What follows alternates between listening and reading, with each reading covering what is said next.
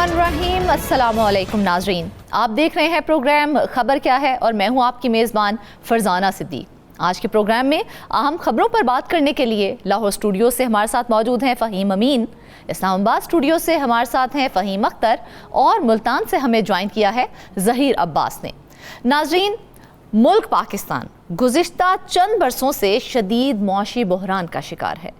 मुल्क को इस मुआशी बहरान और कर्ज़ों की दलदल से निकालने के लिए हर हुकूमत कफ़ायत शुआरी का कहती रहती है और कफ़ायत शुआरी मुहिम भी शुरू की जाती हैं, मगर अफसोस की बात है कि वो मुहिम भी सिर्फ अवाम के लिए होती है। हुकूमती ओहदेदारान खुद कभी भी कफ़ायत शुआरी का मुजाहरा करते दिखाई ही नहीं देते।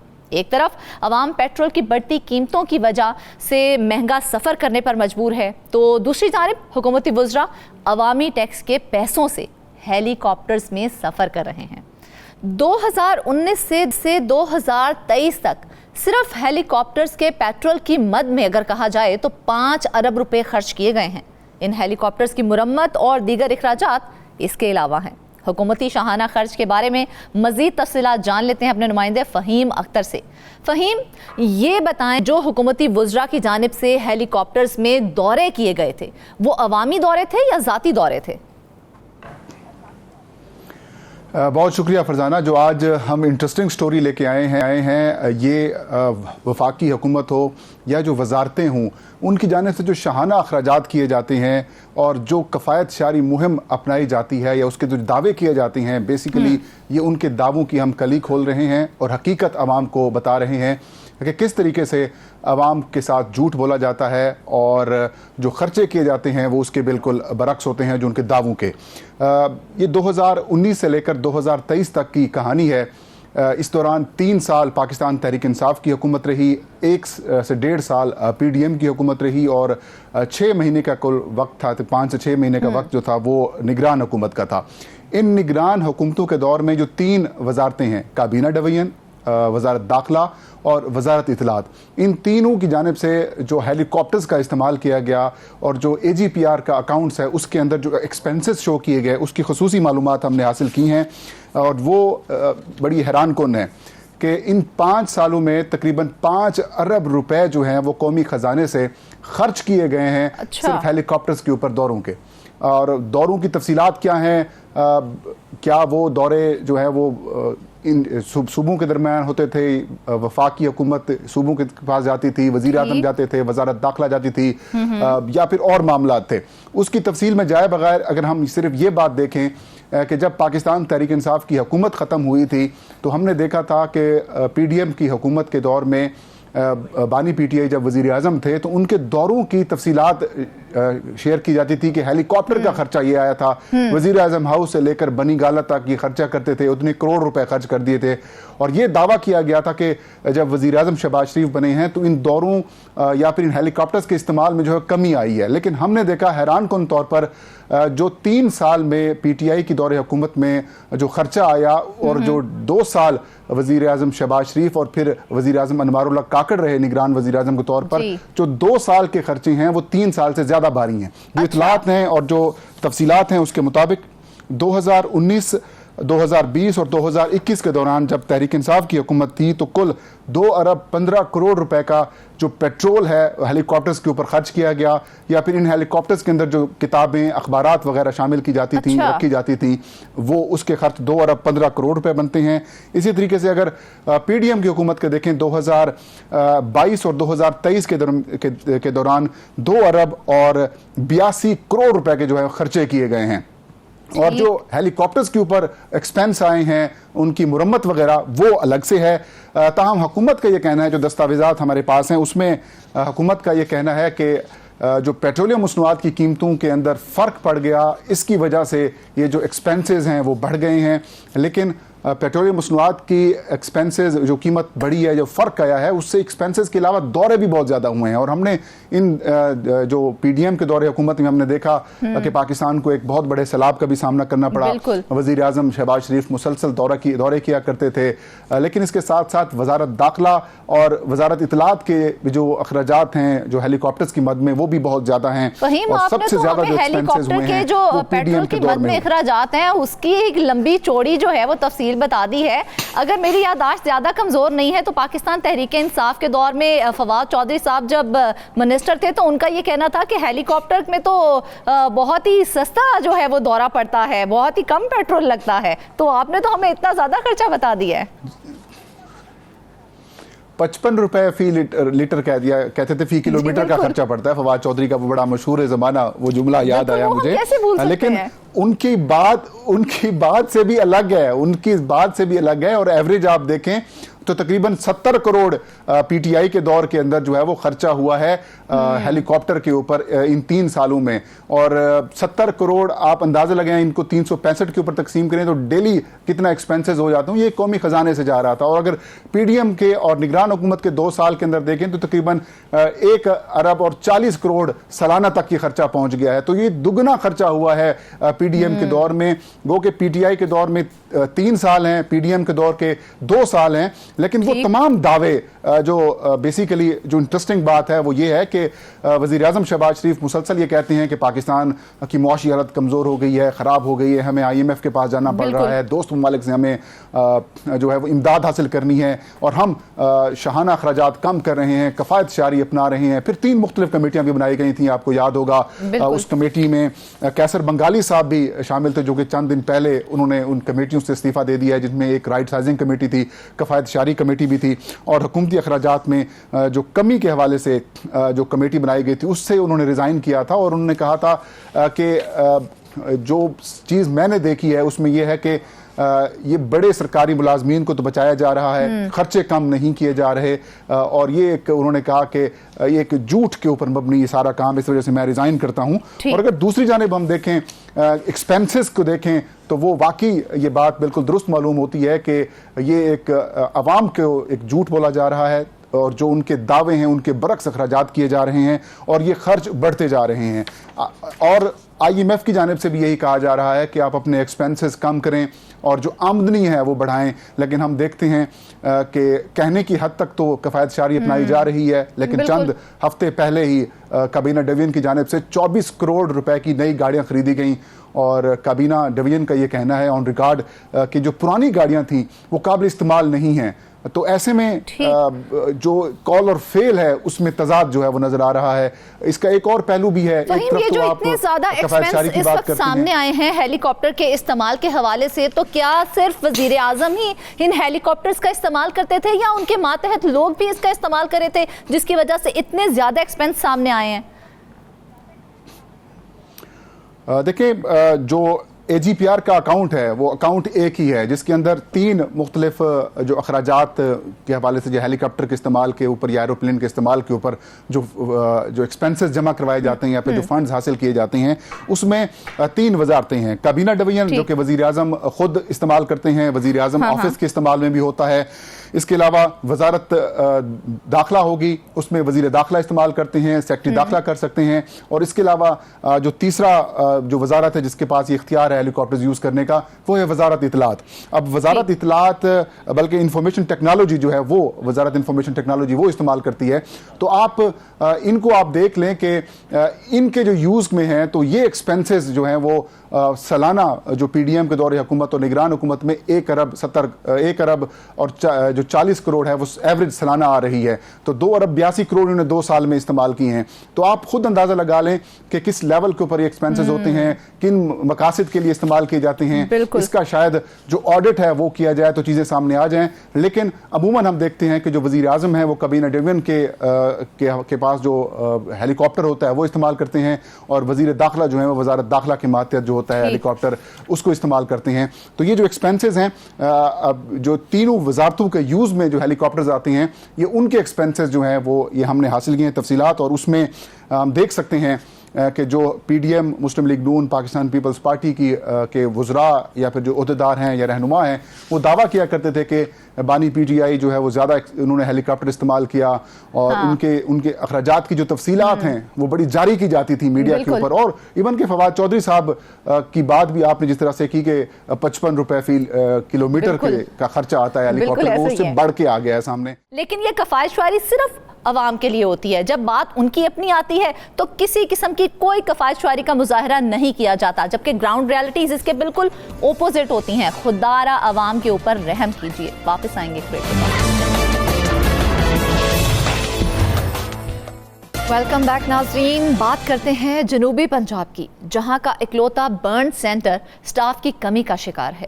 جنوبی پنجاب میں کرنٹ لگنے اور آگ کے جلے ہوئے مریضوں کو شدید مشکلات کا سامنا کرنا پڑ رہا ہے. برن سینٹر میں سٹاف کی کمی کے باعث جلے ہوئے مریضوں کے آپریشن میں بھی تاخیر ہونے لگی ہے, اور عملے کی کمی کی وجہ سے برن سینٹر کے انتظامی امور بھی خاص سے متاثر ہونے لگے ہیں. گزشتہ کئی برسوں سے 160 اسامیاں خالی پڑی ہوئی ہیں. 87 کروڑ روپے سے زائد کی لاگت سے بننے والے برن یونٹ میں سہولیات کا فقدان ہی فقدان ہے, جو کہ ایک بہت بڑا سوالیہ نشان ہے. مزید اس صورتحال کے جانتے ہیں اپنے نمائندے ظہیر عباس سے. ظہیر, برن سینٹر میں کل کتنی اسامیاں موجود ہیں جن پر ابھی تک بھرتیاں نہیں کی جا سکی ہیں؟ جی, اگر بات کی جائے فردانہ اسامیوں کی تو یہاں پر جو منظور شدہ اسامیاں ہیں برن سینٹر میں وہ مجموعی طور پر 502 ہیں, جس میں سے 341 پر جو ہے وہ عملہ کام کر رہا ہے, جبکہ 161 اسامیاں جو ہیں جس میں انتظامی اسامیاں ہیں, ڈاکٹرز ہیں, نرسز ہیں, رجسٹرار ہیں اور دیگر عملہ جو ہے وہ 161 اسامیاں پچھلے کئی سالوں سے خالی پڑی ہیں. اگر اس کی تھوڑی سی ہسٹری کے حوالے سے آپ کو بتاؤں تو 2012 میں جو ہے برن سینٹر کا قیام عمل میں لایا گیا تھا. اس کا مقصد یہی تھا کہ جنوبی پنجاب ایک بڑا خطہ ہے, 13 اضلاع پر مشتمل ہے, تو یہاں کے جو جلے ہوئے مریض ہیں کسی بھی حادثے کا شکار ہو کر جب وہ آتے ہیں اسپتالوں میں, تو اسپتالوں میں برن وارڈ صرف ایک ہی تھا جس میں بستروں کی تعداد انتہائی کم تھی, جس کے پیش نظر یہاں پر برن سینٹر کا قیام عمل میں لایا گیا تھا. 87 کروڑ 80 لاکھ روپیہ اس پر لاگت آئی تھی. اٹلی کی حکومت نے جو 50% فنڈ ہے وہ فراہم کیے تھے. 2012 سے لے کر 2017 تک یہاں پر سٹاف کی انتہائی کمی تھی. 2017 میں آپ کو یاد ہوگا کہ احمد پور شرقیہ میں آئل ٹینکر جو ہے اس میں آگ لگی تھی, جس کے نتیجے میں 200 سے زائد افراد جو ہے وہ جاں باک ہو گئے تھے. اس میں جو زخمی ہے 66 زخمی جو ہے وہ برن یونٹ لائے گئے تھے. تو اس وقت انتہائی سہولیات کا فقدان تھا. جو ابتدائی طور پر جو جلے ہوئے مریضوں کو انجیکشن لگایا جاتا ہے اس وقت اس کی قیمت تقریباً 8,500 سے 9,000 تھی. جب اس وقت ان مریضوں کو لایا گیا تھا تو اس وقت یہاں پر انجیکشن بھی موجود نہیں تھا, جو کہ مخیر حضرات کے تعاون سے انجیکشن کی جو فراہمی ہے وہ عمل میں لائی گئی تھی. تاہم سہولیات نہ ہونے کی وجہ سے اور زیادہ جھلسے جانے کی وجہ سے 66 میں سے 56 مریض جو ہیں وہ انتقال کر گئے تھے. صرف 10 مریض جو ہیں وہ صحت یاب ہو کر گھروں کو روانہ ہوئے تھے. تو اس وقت جو ہے پنجاب حکومت حرکت میں آئی تھی اور پنجاب حکومت نے سٹاف کی کمی کو دور کرنے کا فیصلہ کیا, سہولیات فراہم کرنے کا فیصلہ کیا. اس کے بعد 2020 میں جو ہے وہ ڈاکٹروں کی بھرتی ہوئی, نرسز کی بھرتی ہوئی اور دیگر جو انتظامی عہدے تھے وہ ان پر بھرتی کی گئی, مگر وہ بھی ابھی تک 161 اسامیاں جو ہے وہ خالی پڑی ہے, جس کی وجہ سے بعد کا جو بچے ہوتے ہیں, کیونکہ بچوں کے یہاں پر جو ڈاکٹر ہیں برن سینٹر میں ان کی تعداد انتہائی کم ہے. بچوں کے لیے جو مختص اسامیاں ہیں جو ان کو چیک کرنے والے ڈاکٹر ہیں, نرسز ہیں, دیگر عملہ ہے وہ 22 ہے, مگر اس میں صرف 6 پر عملہ موجود ہے. 16 سیٹیں جو ہے وہ خالی پڑی ہیں. جب بھی کسی بچے کو جلنے کی صورت میں لایا جاتا ہے, صاف ظاہر ہے جو بھی جلا ہوا مریض آتا ہے اس کی پلاسٹک سرجری ہوتی ہے, تو جب پلاسٹک سرجری کی جاتی ہے تو صاف ظاہر اس کے لیے انستھیزیا جو ہے اس کے ماہر ڈاکٹر کی موجودگی جو ہے وہ ضروری ہے, مگر بچوں کے جو انستھیزیا کے جو ڈاکٹر ہیں وہ یہاں پر موجود ہی نہیں ہوتے. بعض کا 4-5 دن بھی لگ جاتے ہیں, کیونکہ باہر سے جو ہے وہ ڈاکٹر منگوانا پڑتا ہے, کسی اور ہاسپٹل سے منگوانا پڑتا ہے, کسی اور شہر سے منگوانا پڑتا ہے. تو برن سینٹر کی انتظامیہ جو ہے اس صورت میں باہر کے کسی اسپتال سے ڈاکٹر کو ارینج کرتی ہے, وہ بات کو ارینج کرنے میں ٹائم بھی لگتا ہے. تو اس صورت میں جو اس بچے کی حالت ہے وہ بگڑ بھی جاتی ہے. یہی وجہ ہے کہ بعض اوقات کئی مریض جو ہیں وہ اپنی جانوں سے بھی جاتے ہیں. تاہم برن یونٹ انتظامیہ کا یہی کہنا ہے کہ کم وسائل کے باوجود وہ تمام تر کوشش کرتے ہیں کہ مریضوں کی جانوں کو بچایا جا سکے. یہ تو برن یونٹ انتظامیہ کا موقف ہے. دیکھا جائے تو جلنے والے مریضوں کے لیے تو پلاسٹک سرجری بہت اہم ہوتی ہے, اور اگر یہ پلاسٹک سرجری وقت پر نہ ہو تو ساری عمر کے لیے داغ بھی رہ جاتے ہیں. لیکن اگر دیکھا جائے تو برن سینٹر میں associate professor of plastic surgery کی دونوں اسامیاں خالی ہیں, جس سے یقینی طور پر اگر دیکھا جائے مریض تو مشکلات کا شکار ہوں گے ہی. تو وہ دونوں اسامیوں کو کیوں فل اپ نہیں کیا جا رہا؟ جی اس کی جو بنیادی وجہ بتائی جا رہی ہے بن یونٹ انتظامیہ کی طرف سے، بن سینٹر انتظامیہ کا یہی کہنا ہے کہ بھرتیوں پر پنجاب حکومت کی طرف سے پابندی عائد کی جا چکی تھی، جس کی وجہ سے نئی اسامیوں پر بھرتیاں ممکن نہیں ہو سکی۔ ان کا یہی کہنا ہے کہ جب حکومت کی طرف سے پابندی ختم کر دی جائے گی تو اس کے بعد اسامیاں مشتہر کی جائیں گی، انٹرویوز ہوں گے اور نئی جو بھرتیاں ہیں وہ کی جائیں گی۔ جی پنجاب حکومت کی طرف سے جو پابندی لگائی گئی تھی وہ ان کے انٹرنل میٹرز سے، کچھ ڈاکٹرز کے تنظیموں کے ساتھ بیچ میں ڈاکٹروں کی جو تنظیمیں ہیں انہوں نے احتجاج بھی کیے تھے کہ سرکاری اسپتالوں میں جو ڈاکٹرز ہیں اس کی شدید کمی ہے، تاہم پنجاب حکومت نے جو نئی بھرتیاں ہیں اس کے لیے پابندی ختم نہیں کی تھی، ابھی تک جو ہے وہ پابندی برقرار ہے۔ یہی وجہ ہے کہ نشتر 2 جو ہے اس میں بھی ڈاکٹروں کی انتہائی کمی ہے۔ نشتر 2 بھی فعال ہو چکا ہے آپ کو پتہ ہے، لیکن وہاں بھی ڈاکٹر، نرسز، پیرامیڈکس کی کمی ہے۔ نشتر 1 سے جو ہے کچھ ڈاکٹروں کو وہاں پر شفٹ کیا گیا تھا، جس پر نشتر 1 کے جو ڈاکٹر ہیں انہوں نے احتجاج بھی کیا تھا، تاہم پنجاب حکومت کی طرف سے ابھی نئی بھرتیاں جو ہیں ان پر پابندی ہونے کی وجہ سے بن سینٹر خاص کر جس کی ہم بات کر رہے ہیں اس پر ابھی نئے ڈاکٹر جو ہیں ان کو تعینات نہیں کیا گیا۔ اس حوالے سے بن سینٹر انتظامیہ سے جب ہماری بات ہوئی تو انہوں نے ایک اور بات بھی بتائی، انہوں نے کہا 2020 میں کئی ایسے ڈاکٹر تھے جنہوں نے جوائننگ نہیں دی، ان کی جو اسامیاں جو انہوں نے اوپن کی تھی اس پر ان کے انٹرویو بھی ہو گئے تھے، ان کی سلیکشن کا عمل بھی مکمل ہو گیا تھا، مگر کئی ڈاکٹر جو ہے وہ یہاں پر آنا ہی نہیں چاہتے تھے، مگر کئی ڈاکٹروں نے جو ہے جوائننگ دینے سے انکار کیا، جس کی وجہ سے ڈاکٹروں کی جو کمی ہے کی کمی کی وجہ سے آنے سے انکاری ہیں یہ ڈاکٹرز۔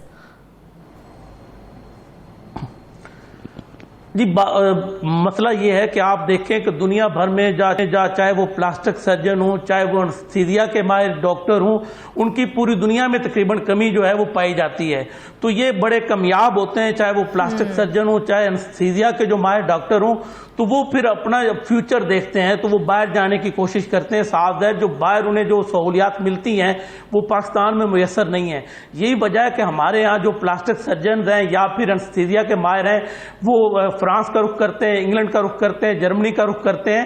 اب یہاں پر جب بھی کوئی ورک شاپ ہوتی ہے بن سینٹر میں تو یہاں پر زیادہ تر جو ڈاکٹرز ہیں وہ باہر سے آتے ہیں، وہ باہر سے آ کر جو یہاں پر موجود عملہ ہے اس کی ٹریننگ کا اہتمام کرتے ہیں۔ 4 روزہ ورک شاپ ہوتی ہے، 5 روزہ ورک شاپ ہوتی ہے، تو اس میں وہ اپنے تجربات جو ہیں وہ ان ڈاکٹر جو یہاں پر موجود ہیں ان سے شیئر کرتے ہیں۔ تاہم یہ ناکافی ہے، جب تک یہ سٹاف کی کمی پوری نہیں کی جاتی، جب تک ڈاکٹروں کی، نرسز کی، دیگر سٹاف کی کمی پوری نہیں ہوتی، تب تک یہاں کے جو آنے والے جو مریض ہیں جلے ہوئے ہوں، کرنٹ لگنے سے زخمی ہوئے ہوں یا پھر کوئی لیکوڈ جس طرح گرم پانی ہے اس سے جھلسے ہوں، ان کی جو علاج معالجے کی مشکلات ہیں ان کو اسی طرح درپیش رہیں گی، کیونکہ جب تک ڈاکٹروں کی کمی پوری نہیں ہوگی ان کا اس طرح سے علاج نہیں ہو پائے گا۔ تو یہ ملتان میں واحد بن سینٹر ہے۔ اگر ان ڈاکٹرز کی تعداد کے حوالے سے اگر تھوڑا سا ڈسکس کیا جائے تو پاکستان میں کتنے ایسے سینئر پروفیسر ہیں جو پلاسٹک سرجری کے ماہر ہیں؟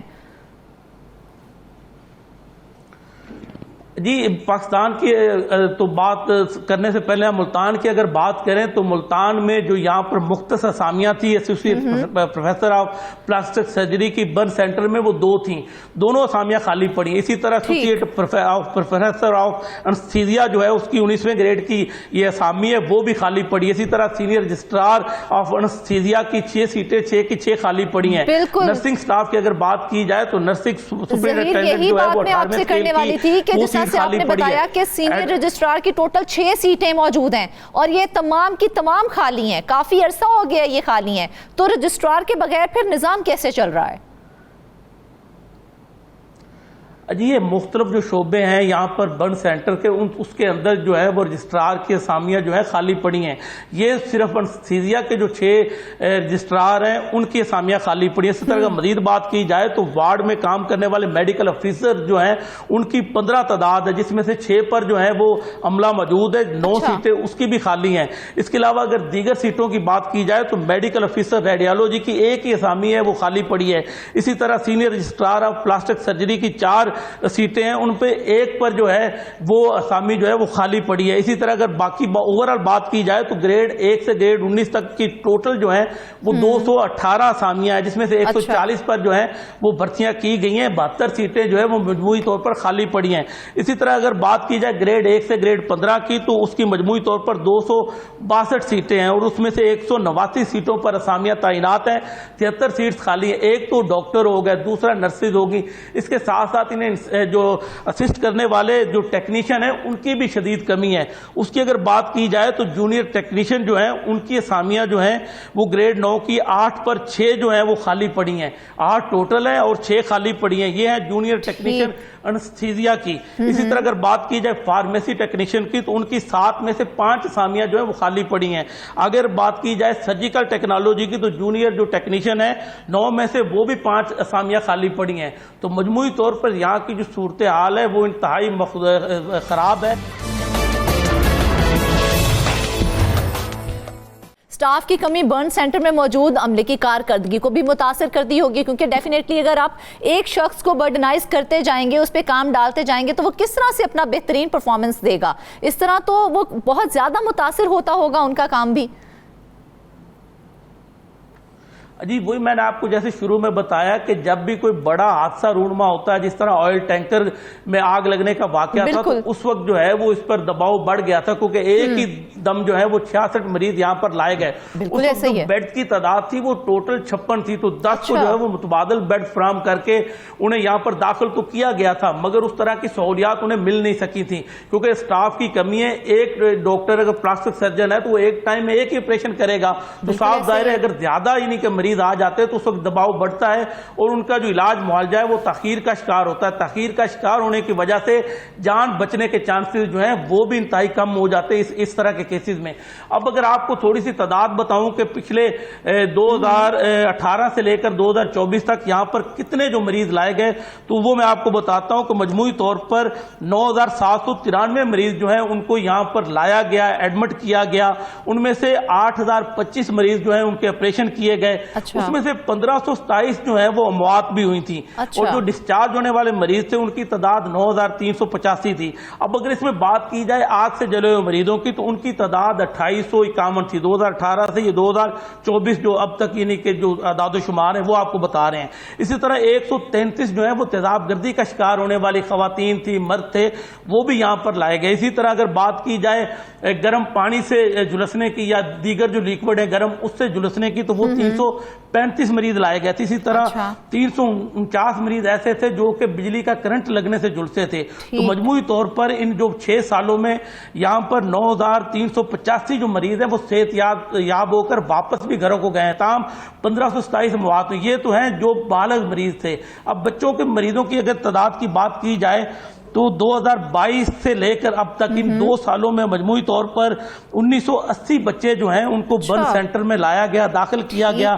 جس میں سے 1875 جو ہیں ان کو ڈسچارج کیا گیا، وہ صحت یاب ہو گئے. اسی طرح 207 بچے تھے وہ لقمہ اجل بنے، وہ زندگی کی بازی ہار گئے. اس طرح 1612 آپریشن جو ہیں بچوں کے مجموعی طور پر اس 2 سالوں کے اندر جو ہے وہ برن سینٹر میں کیے گئے.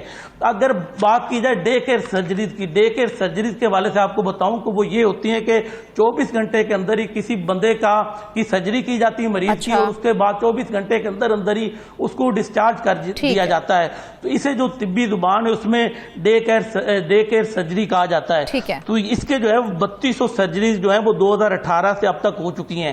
اس میں او پی ڈی کی اگر بات کی جائے تو او پی ڈی میں آپ دیکھیں کہ 78661 مریض جو ہیں وہ اس تمام عرصے میں 2018 سے جب سے یہ کافی حد تک فعال ہوا ہے برن سینٹر، تو مریض جو ہیں وہ یہاں پر برن سینٹر میں لائے گئے ہیں، جس میں 2018 میں 14,301 جو ہیں مریض او پی ڈی میں لائے گئے. 2019 میں 13,262 مریض لائے گئے. اسی طرح 2020 کی بات کریں تو 6,900 مریض لائے گئے. 2021 میں جو ہے 10,760 کر دیے، ہزاروں کی تعداد میں ہیں جو برن سینٹر میں لوگ آتے ہیں، ہر طرح سے جلے ہوئے ہوتے ہیں، ہر طرح سے ان کو وہ جو ہوتے ہیں ٹریٹمنٹ کی ضرورت ہوتی ہے. آئل ٹینکر کے واقعے کا بھی آپ نے ذکر کیا، تو اس کے بعد زور لگایا گیا کہ نئی بھرتیاں کی جائیں. اس کے باوجود نئی بھرتیاں کیوں نہیں کی گئی ہیں، اور اگر کی گئی ہیں تو آخری بار کب کی گئی تھیں؟ یہ جو آخری بار بھرتیاں کی گئی ہیں 2020 میں کی گئی ہیں. 2020 سے پہلے یہاں پر سٹاف انتہائی کم تھا. نشتر اسپتال سے ڈاکٹروں کی خدمات حاصل کی جاتی تھی. دیگر جو بڑے سرکاری اسپتال ہیں وہاں سے جو ہیں وہ ڈاکٹرز کی خدمات حاصل کی جاتی تھی، جس کی وجہ سے مریضوں کو مشکلات کا سامنا کرنا پڑتا تھا، جس پر پنجاب حکومت کی جانب سے 2020 میں جو ہے وہ آخری دفعہ برن سینٹر میں بھرتیوں کی منظوری دی گئی تھی، اور اس دوران جو ہے بھرتیاں ہوئی تھیں. اس کے بعد سے لے کر اب تک 4 साल इस बात को भी हो गए, नई भर्तियां जो उन पर पाबंदी की वजह से बर्न सेंटर में नई भर्तियां जो वो नहीं हो सकी। दूसरी जानब आपको एक और बात भी बताऊं कि बर्न सेंटर में एक तरफ तो स्टाफ की कमी है, ताहम जो यहाँ पर स्टाफ मौजूद है उनके कुछ इस तरह की हरकतें हैं कि पिछले दिनों एक स्कैंडल आया कि बर्न सेंटर से भी अद्वियात चोरी होगी। उसमें से जो चोरी अद्वियात हुई थी उसमें से वही इंजेक्शन है जो कि जलने वाले मरीज को सबसे पहले लगाया जाता है, उसकी कीमत अब 18 से 19,000 हो चुकी है। 2018 में उसकी कीमत 17 में उसकी कीमत जो थी वो 8,500 से 9,500 रुपए के दरमियान थी। अब वो इंजेक्शन जो है बड़ी तादाद में यहाँ से चोरी हुआ था, जिसके बाद थाना चेलियक है उसमें उसका मुकदमा दर्ज किया गया था। वज़ीर आला पंजाब जो है पंजाब हुकूमत उसने भी इस पर नोटिस लिया था, जिसके बाद इंक्वायरी कमेटी बनी है। सेक्रेटरी लेवल का जो अफसर है पंजाब का वो उस इंक्वायरी कमेटी का सरबराह बनाया गया। उन्होंने 2 महीने के अंदर अंदर पंजाब हुकूमत को रिपोर्ट जो है वो जमा करवानी है।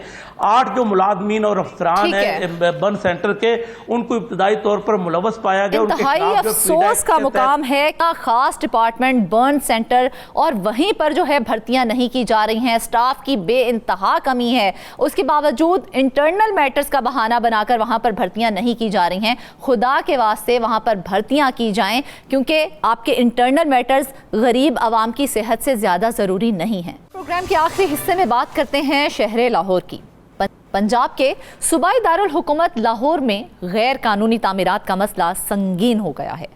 2 सरकारी सर्वे रिपोर्ट्स के मुताबिक लाहौर के मुख्तलिफ टाउन्स में सैकड़ों गैर कानूनी तामीरात की निशानदही की गई है।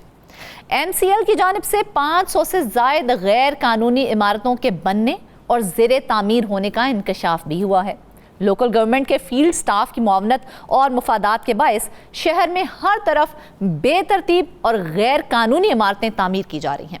गैर कानूनी तामीरात के खिलाफ सरकारी रिपोर्ट्स के बावजूद कार्रवाई नहीं की जा सकी है। गैर कानूनी तामीरात और तजावुजात के बायस ट्रैफिक की रवानी न होने के बायस स्मोक की शिद्दत में भी इजाफा देखने में आ रहा है। नाज़रीन, मज़ीद तफ़सीलात जान लेते हैं अपने नुमाइंदे फ़हीम अमीन से। फ़हीम, सबसे पहले तो ये बताएं, ये गैर कानूनी तामीरात कहाँ कहाँ की जा रही हैं? बहुत शुक्रिया फ़रज़ाना। लाहौर शहर में गैर कानूनी इमारतों की तमीर और तामीरात, ये मामला हम पहले भी यहाँ पर अपने प्लेटफार्म से उठा चुके हैं। बिल्कुल। और ये मामला इतना सीधा और इतना बिल्कुल क्लियर नहीं है। 2 रिपोर्ट्स जो हैं वो सामने आई हैं, इससे पहले भी रिपोर्ट सामने आई थी और ये रिपोर्ट्स जो हैं बाकायदा तौर पर चीफ मेट्रोपॉलिटन ऑफिसर जो साबिक़ा हैं उनकी जानिब से तैयार की गई थी, और जिन्होंने बताया था कि लाहौर शहर में 215 इमारतें मुख्तलिफ टाउन्स में ऐसी हैं जो कि गैर कानूनी तौर पर बनाई जा रही हैं या बन चुकी हैं। इसके साथ ही एक और रिपोर्ट जो है वो साबिक़ सेक्रेटरी लोकल गवर्नमेंट उनकी जानिब से तैयार करवाई गई। उसमें बताया गया कि 285 इमारतें जो हैं वो गैर कानूनी तौर पर बनाई गई।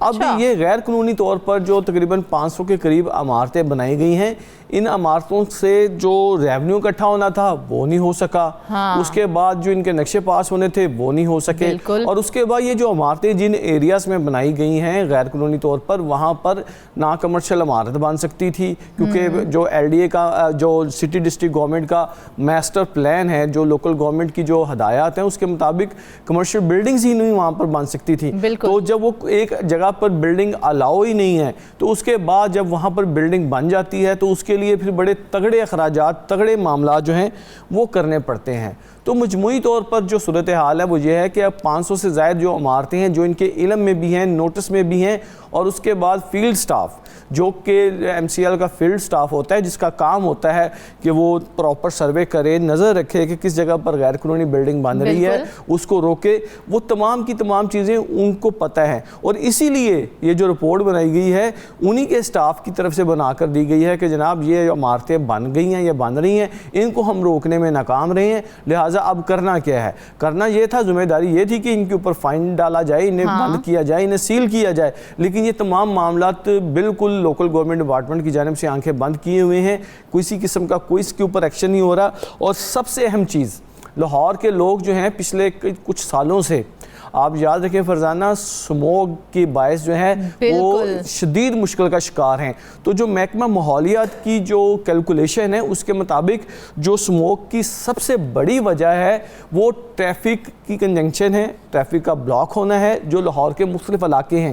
جیسے کہ اب میں بات کروں یہ ٹھوکر نیاز بیگ, سرکولر روڈ, شالم, اس کے بعد گلبرگ میں مکہ کلونی والی سائیڈ ہے, اس کے بعد شالیمار لنک روڈ ہے. یہ وہ علاقے ہیں جو گنجان آباد علاقے ہیں جہاں پر غیر قانونی طور پر بلڈنگز بنی ہیں اور وہاں پر ٹریفک کی روانی شدید متاثر ہوتی ہے. اور اس کے بعد پھر جو یہ اب اکتوبر کا مڈ ہے اور آگے جو 2 مہینے جو ہیں لاہور کے لوگوں نے جو سموگ میں گزارنے ہیں اس کی تمام خاصا متاثر ہوگا لاہور سموگ کی وجہ سے بھی. پھر بالکل صورتحال یہ ہے کہ یہ تمام چیزوں کی سیگریگیشن تھی کہ اگر ایک سموگ جو ہے وہ ٹریفک کی وجہ سے جو پیدا ہو رہی ہے تو اس میں جہاں پر غیر قانونی تعمیرات ہیں اس کے ساتھ جو تجاوزات ہیں وہ بھی اس کی بڑی وجہ قرار دی گئی ہیں.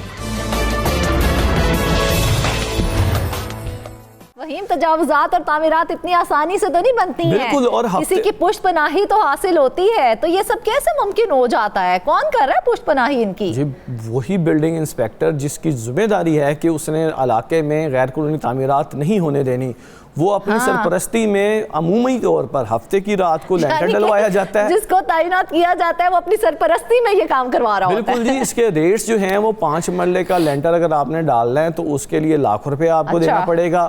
اگر آپ نے 10 مرلے کا لینٹر ڈالنا ہے تو اس کے لیے 2 لاکھ روپے کا لینٹر جو ہے آپ کو دینا پڑیں گے. یہ ریٹس فکس کیے گئے ہیں جو ان کے متعلقہ انسپیکٹرز ہیں, کیونکہ وہ کہتے ہیں جی کہ یہ ہماری جیب میں نہیں جانا, یہ ہم نے اوپر تک دے کے جانا ہے. اور وہی لوگ جو ہیں وہ پھر جن کی ذمہ داری ہوتی ہے کہ اس کو آپ نے نہیں بننے دینا.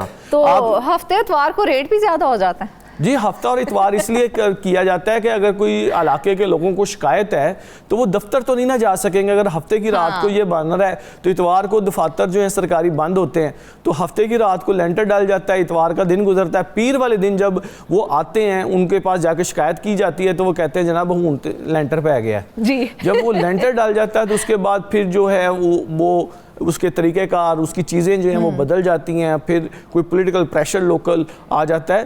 تو یہ جو چیزیں ہیں ان کے اوپر جو ہے متعلقہ ایکشن لینے چاہیے. ایون کہ میں آپ کو ایک بات بتاؤں کہ ہم نے پچھلے بھی ایک پروگرام میں بات کی تھی کہ صرف داتا گنج بخش ٹاؤن جو ہے وہاں پر جو کمرشل عمارتیں ہیں, رہائشی عمارتیں ہیں, وہ تقریباً 100 کے قریب بن چکی ہوئی ہیں, اور وہ تمام کی تمام غیر قانونی ہیں. اور اس کے اوپر جب رپورٹ مانگی گئی, اس کے اوپر انکوائری کی گئی, تو جو متعلقہ ذمہ داران تھے انہوں نے اس کا جواب دینا ہی گوارا نہیں کیا کہ ہم یہاں پر جواب نہیں دیں گے, ہم جا کے لوکل گورنمنٹ میں اس کو مینیج کر لیں گے. تو یہ چیزیں جو ہیں یہ ضروری ہیں کہ اس کو کنٹرول کیا جائے, کیونکہ جو غیر قانونی اربنائزیشن ہے اس کو ایک بہت بڑا خطرہ قرار دیا جا رہا ہے ماہرین کی جانب سے کہ جو فیسیلیٹیز جو ہوتی ہیں, وہ انفراسٹرکچر جو ہوتا ہے وہ ماسٹر پلان کے مطابق ہوتا ہے, اور جو چیز ماسٹر پلان کے مطابق نہیں بنائی جاتی یا اس میں تبدیلی کی جاتی ہے تو اس سے شہریوں کو مشکلات کا سامنا کرنا پڑتا ہے. اس کے بعد جو حکومت کے اوپر جو انفراسٹرکچر جو سہولیات فراہم نہیں ہوتی ہیں اس کے اوپر گورنمنٹ کے اوپر پریشر آتا ہے. تو یہ تمام چیزیں جو ہیں اس کے اوپر فوری طور پر لوکل گورنمنٹ ڈپارٹمنٹ کو پریشر بھی آتا ہے, سب کچھ سامنے بھی آ جاتا ہے. اگر ہم پشت پناہی کی بات کریں تو ان کا بھی تقریباً تعین تو ہو ہی جاتا ہے, جن کو تعینات کیا جاتا ہے وہی اس کی پشت پناہی بھی کر رہے ہوتے ہیں. فہیم, اس کے باوجود اداروں کی جانب سے کوئی سنجیدگی کیوں نہیں دکھائی جاتی؟ دیکھیں ادارے جو ہیں جن کی ذمہ داری ہے ان سے جب ہماری آف دا ریکارڈ بات ہوتی ہے تو ان کا یہ کہنا ہے کہ اس میں 2-3 فیکٹر ہیں. ان کا ایک پولیٹیکل جو پریشر ہے, سرکاری ملازمین جو ہیں وہ کہتے ہیں ہمیں اس کا بھی سامنا کرنا پڑتا ہے. ہمارے اعلیٰ افسران جو ہیں وہ جو ہے اس حوالے سے بڑا پریشر اس کے اوپر ہوتا ہے. ایون کہ میں آپ کو یہ بھی بتا دوں کہ جو مار روڈ ہے وہاں پر کسی قسم کی جو کنسٹرکشن ہے یا آلٹریشن ہے وہ الاؤ نہیں ہے. اگر آپ نے کرنی ہے تو اس کے لیے چیف سیکرٹری کی اجازت ضروری ہے. لیکن آپ حیران ہوں گی کہ مار روڈ کے اوپر جو ہے تاریخی بلڈنگز جو ہیں ان کے اندر آلٹریشن ہو رہی ہے، اور اس کے لیے بھی جو ہیں وہ متعلقہ لوگ جو ہیں وہ پہنچے ہیں لوکل گورنمنٹ کے پاس، ڈسٹرکٹ گورنمنٹ کے پاس، لیکن وہ بھی جو ہیں وہ اس حوالے سے بے بس نظر آئے ہیں، اور اس کے اوپر بھی یہی بات ہمیں سامنے آئی کہ بہت اوپر سے پریشر آیا تو مار روڈ جو کہ ماڈل روڈ ڈکلیئر کیا گیا ہے وہاں پر بھی جو ہے غیر قانونی تعمیرات ہو رہی ہیں۔ تو پھر جو لنک روڈز ہیں، جو دوسرے علاقے ہیں، وہاں پر آپ سوچیں کہ وہاں پر جو صورتحال ہے وہ کس قدر تشویشناک ہوگی۔ ضرورت جو ہے وہ سب سے پہلے تو یہ جو رپورٹس جو خود ڈپارٹمنٹ کی جانب سے بنائی گئی ہیں ان کے اوپر ایکشن لینے کی ضرورت ہے، کیونکہ آج کل جو ہے نا ایک لاہور میں بڑی بات چل رہی ہے کہ لاہور کو نا لیویبل سٹی بنایا جائے، تو لیویبل سٹی بنانے کے لیے جو سب سے پہلی بنیاد ہے وہ اس لاہور شہر کے ماسٹر پلان کے اوپر عمل درآمد کروانا ہے، اور جو لاہور کے 60% علاقے کو کنٹرول کرنے والی ہے ایم سی ایل۔ کون کروائے گا عمل درآمد فہیم؟ جب آپ خود ہی اس تمام معاملات میں آپ انوالو ہوں گے تو پھر کون کروائے گا؟ جی ذمہ داری جو ہے وہ جو لوگ ہیں جن کی ادارے موجود ہیں، یہ آپ کو بتا دوں کہ جو نظام ہے یہاں پر اس میں ہر بندہ ایک ذمہ دار موجود ہے اور اس کو پتہ ہے کہ میری ذمہ داری کیا ہے، لیکن اس ذمہ داری کے بعد جب کوئی پریشر یا کوئی بڑا حادثہ ہوتا ہے تو اس کے بعد پتہ چلتا ہے کہ ہاں جی اس بندے کی ذمہ داری تھی جس نے اس کے اوپر بلڈنگ بائی لاز کے اوپر عمل درآمد کروانا تھا، جس نے یہ تمام معاملات دیکھنے تھے۔ لیکن کسی ایک کو اتنی سخت سزا کیوں نہیں دیتے ہیں تاکہ آنے والے وقتوں میں اس طرح کے معاملات ہمیں نہ دیکھنے کو ملیں؟ کیوں نہیں انہیں ایک بار ایسی سزا دی جاتی ہے؟ فرزانہ میں آپ کو ایک نا سسٹم بتا دیتا ہوں تاکہ آپ کو پتہ چلے کہ یہ معاملہ کس طرح ہے۔ جب اس طرح کی کوئی کمپلین آتی ہے ایم سی ایل یا لوکل گورنمنٹ ڈپارٹمنٹ کی جانب سے، تو یہ جو ڈپارٹمنٹ ہے نا یہ اس کی ایک انیشل انکوائری ہوتی ہے اور اس کے بعد وہ رپورٹ چلی جاتی ہے ڈی جی لوکل گورنمنٹ کے پاس، وہاں پہ ایک کمپلین ڈپارٹمنٹ، اور وہاں پر جو کمپلین پہنچتی ہے یا انکوائری پہنچتی ہے نا وہ تب تک دبی رہتی ہے جب تک وہ متعلقہ افسر جس کے پاس یا جس کے متعلقہ وہ انکوائری ہے وہ ریٹائر نہیں ہو جاتا، وہاں سے ہی فیصلہ سازی نہیں ہوتی، وہاں سے ہی ڈیسیجن نہیں لیا جاتا کہ جن لوگوں کے پاس اگر انکوائری یا کمپلین یا انکوائری رپورٹ ان تک پہنچ گئی ہے تو فوری طور پر اس کے اوپر ایکشن لیا جائے۔ تو یہ چیزیں تو وہاں سے جا کے بھی مینیج ہو جاتی ہیں، اس لیے کوئی سزا اور جزا کا نظام جو ہے جب تک لوکل گورنمنٹ ڈپارٹمنٹ میں نہیں ہوگا تب تک یہ غیر قانونی تعمیرات جو ہیں وہ ہوتی رہیں گی، یہ تو اور ہوتی نہیں ہے فہیم، اور یہ ہوتی جا رہی ہیں، تو ان تعمیرات سے سرکاری خزانے کو کتنا نقصان پہنچا ہے؟ جی سرکاری خزانہ جو ہے عام طور پر اگر میں ریسنٹلی بات کرتا ہوں تو وزیر اعلیٰ مریم نواز جو ہیں انہوں نے نا کچھ دن پہلے ایل ڈی اے کا وزٹ کیا اور انہوں نے کہا جی کہ مجھے بتائیں جی کہ ریونیو کہاں سے جنریٹ کرنا ہے۔ اس کے بعد انہوں نے کچھ سڑکوں کو نا کمرشل کیا تاکہ وہاں سے کچھ ریونیو جنریٹ کیا جا سکے، لیکن یہ جو ہم بات کر رہے ہیں یہ ایم سی ایل کی ہے، اور ایم سی ایل نے کوئی ایسی پالیسی نہیں دی جس سے ریونیو جنریٹ کیا جا سکے، بلکہ انہوں نے جس جگہ سے ریونیو جنریٹ ہونا تھا وہاں پر ہی انہوں نے کمپرومائز کیا، وہاں پر ہی لوگوں کو خود بخود جو ہے وہ عمارتیں بنانے کی اجازت دے دی، کیونکہ ریونیو کس طرح اکٹھا ہوتا ہے، اگر آپ نے کمرشل بلڈنگ بنانی ہے تو اس کے لیے باقاعدہ طور پر ڈی سی ریٹ کا 20% جو ہے اس کی کمرشلائزیشن فیس آپ نے پے کرنی ہے، نقشہ اگر پاس کروانا ہے تو اس کی فیس علیحدہ ہوگی، اس کے بعد جو سب سے اہم چیز جو ہے غیر قانونی عمارت جب بنتی ہے تو اس کے بعد نہ تو وہاں پر فائر الارم سسٹم لگایا جاتا ہے، نہ ہنگامی اخراج کا کوئی سسٹم ہوتا ہے، یہ چیزیں کچھ بھی نہیں ہوتی، لہٰذا جب بھی کوئی بڑا حادثہ ہوتا ہے تو اس کے بعد پھر یہی صورتحال جو ہے وہ لوگوں کو فیس کرنی پڑتی ہے، اور بڑی تعداد میں لوگ جو ہیں کسی حادثے کے باعث جو ہیں وہ نقصان اٹھاتے ہیں۔ بالکل فہیم، دیکھا جائے تو اب جس طرح سے ویدر چینجز آ رہی ہیں، آنے والے دنوں میں ہمیں اسموک کا بھی سامنا کرنا پڑے گا، تو دیکھا جائے تو تجاوزات اور غیر قانونی تعمیرات جو ہیں وہ کسی نہ کسی طرح سے اسموک سے بھی لنکڈ ہیں، تو کتنا ایفیکٹ ہوتا ہے ان کا؟ یہ محکمہ ماحولیات جو ہے وہ جب سپٹمبر کا مہینہ آتا ہے تو تھوڑا سا ایکٹیو ہوتا ہے، اور جب اکتوبر میں بہت زیادہ اسموگ پیدا ہو جاتی ہے اور لوگوں کو پریشان ہونا شروع ہو جاتے ہیں تو اس کے بعد پھر ان کی جانب سے مختلف ایڈوائزریاں جاری کرنے کا سلسلہ شروع ہو جاتا ہے۔ تو ان کی جانب سے جو پہلی ایڈوائزری جاری کی جاتی ہے وہ کہتے ہیں جی کہ ٹریفک جو ہے نا اس کو کنٹرول کیا جائے، یہاں پر ٹریفک کا کنٹرول ہو۔ اب ٹریفک جو ہے وہ بڑی سڑکوں پر تو آپ دیکھ لیں کہ کنٹرول ہو سکتی ہے، لیکن وہاں پر بھی جو ہے لوگوں کو شدید اسموک کا سامنا کرنا پڑتا ہے، اور جن علاقوں میں بہت زیادہ گنجان آباد علاقے ہیں، شاہ عالم مارکیٹ کی بات کریں، ٹھوکر نیاز بیگ کی بات کریں، اسرا کی بات کریں، چنگی احمد صدیقی کی بات کریں، شالیمار کی بات کریں، تو وہاں پر جو تجاوزات ہیں اور غیر قانونی تعمیرات ہیں اس کے باعث جو ہے ٹریفک انتہائی سست روی کا شکار ہو جاتی ہے شام کے ٹائم، اور وہاں پر جو موٹر سائیکل سوار وہاں سے گزرتا ہے تو اس کی آنکھیں جو ہے نا وہ شدت جو اسموک سے متاثر ہوتی ہیں، اور اس لیے جو اصل صورتحال ہے جب درجہ حرارت کم ہوتا ہے تو پتہ چلتا ہے کہ لاہور میں کس قدر آلودگی ہے۔ آج کی اگر میں بات کروں تو اس ٹائم جو ہے وہ لاہور جو ہے دنیا کے آلودہ ترین شہروں میں سر فہرست ہے، اور آنے والے دنوں میں اس میں اسموک کی شدت اس قدر زیادہ ہو جائے گی، اور اس کی تمام تر ذمہ داری جو ہے وہ جو ماسٹر پلان کے مطابق جو تعمیرات ہیں وہ نہ ہونا ہے۔ بالکل، اسموک کے بڑھنے کی وجہ کہیں نہ کہیں یہ تجاوزات اور تعمیرات ہیں۔ جب ان سے پوچھا جاتا ہے کہ یہ غیر قانونی تعمیرات کیوں کی جا رہی ہیں، یہ تجاوزات کیوں کیے جا رہے ہیں، تو کہا جاتا ہے جی ہمیں اوپر سے پریشر ہے۔ اوپر کون ہے جی؟ وہی لوگ جنہیں تعینات کیا گیا ہے۔ انہیں تعینات کس نے کیا ہے؟ وہ پولیٹیشنز نے کیا۔ پولیٹیشنز کون ہے؟ وہ گورنمنٹ ہے۔ آخر گورنمنٹ اپنا نقصان خود ہی کرنے پہ تلی ہوئی ہے، جبکہ عوام تو اپنا پورا بیسٹ دے رہی ہے کہ اس ملک کو ہم جس طرح سے بہتر کر سکتے ہیں کیا جائے۔ ناظرین، اس کے ساتھ ہی آج کے پروگرام سے بس اتنا ہی۔ اپنی بہت ساری دعاؤں میں ہم سب کو یاد رکھیے گا۔ اجازت دیجیے، اللہ حافظ۔